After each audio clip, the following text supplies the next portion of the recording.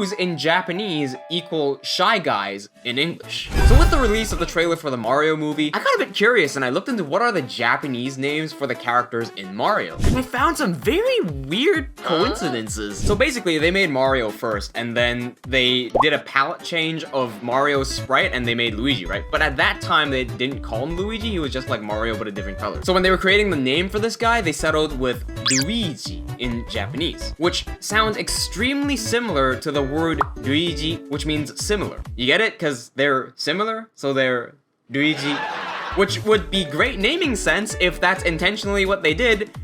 But it's not what they intentionally did, because apparently the American team randomly came up with that name, Luigi, and then afterwards, Shigeru Miyamoto was like, America, fuck yeah! Okay, Bowser is next, and interestingly, this time it's way different than the English version. So Bowser in Japanese is Goomba. Now, how did this name come to be? Well, this is an interesting one because it goes back to mythology. If you guys know anything about Japanese mythology, you'll know of this thing called a kappa. According to Wikipedia, they're often accused of assaulting humans in water and removing a mythical organ called a shirikodama from their victim's anus. The name kappa itself comes from the word kawa, which means river, and wappa, which means child. Their actions range from comparatively minor misdemeanors to outright malevolence, such as drowning people and animals, kidnapping children, women, and at times eating human flesh. So you can very clearly see how the kappa relates to the kuppa, and that would be great if that were true, but it's not, because apparently Bowser and the kappa have nothing in common. Apparently, the real reason that Bowser is named Goomba is because Miyamoto wanted to find a strong-sounding name, and he looked at the Korean dish for Korean barbecue, I believe, and the word for that was Goomba. Sorry if I'm mispronouncing Korean, I'm not learning Korean. Either way, for some reason, he thought that Korean barbecue would be a strong-sounding name, which would be great, again, if that were true, but it's not. Because Gookbop apparently is not Korean barbecue, it's just like rice porridge. The opposite of a strong sounding name. But either way, they decided to stick with that. That's the actual reason they named him after Korean rice porridge. Yes. Have I asked you what a Goomba is? I'm pretty sure that most of us are gonna say it's like a weird mushroom. Or like a brown mushroom or something. Apparently, I don't think it is. Because the Japanese name Kuribo means little chestnut.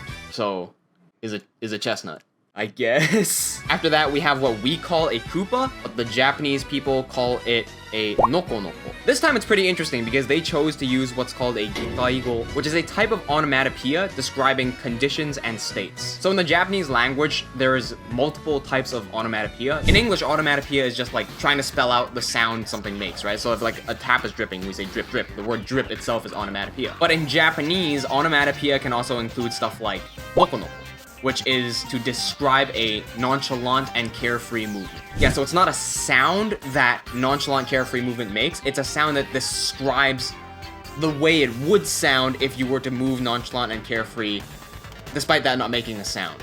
After two enemies, how about two friendlies? So we have Toad, who in Japanese is called Kinopio. Kinopio. Also, real quick, I might be messing up my pitch accent here because obviously these names are not in a dictionary, so I can't just search them up to confirm how they're pronounced. For those who are learning Japanese and don't know what pitch accent is, take a look at this video up here. I share a few tips and exercises to help you learn pitch accent within like 30 minutes or so. So the name Kinopio actually comes from the word kinoko, which is mushroom, combined with Pinocchio, which is Pinocchio. So we basically have like mushroom boy, which would be great if that were true.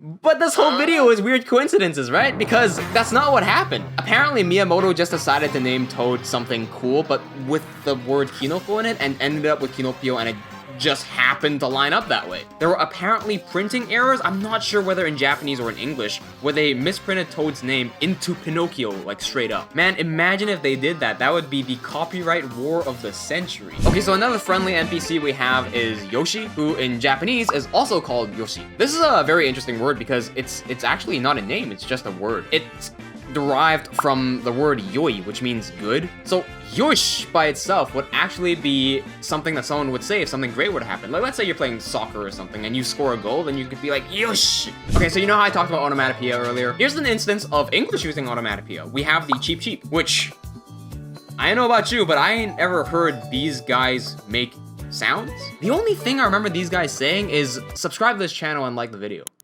Yeah, I don't quite remember that either. Never mind, I think I made that one up. Either way, in Japanese, these guys are called puku-puku. This is, again, onomatopoeia, but it's a different type of onomatopoeia than the one used earlier. This time, it's not a sound describing a movement, it's an actual sound. And in this scenario, it's the sound of bubbles, which is an inanimate object, which makes this type of onomatopoeia called a gyongo. Speaking of water enemies, we have another one called the blooper in English, but in Japanese is called the gisel. And this one's very simple. Gisel simply means squid tentacles. Piranha plant. You realize quickly that the Japanese love their onomatopoeia because it's called a pakun furawa. Furawa is flower, duh.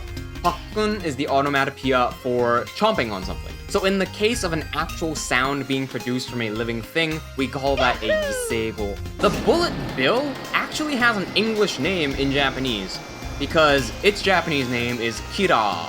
This next one I don't understand. We call this one a bob-omb, but in Japanese it's just called bob. Technically it's like bobu.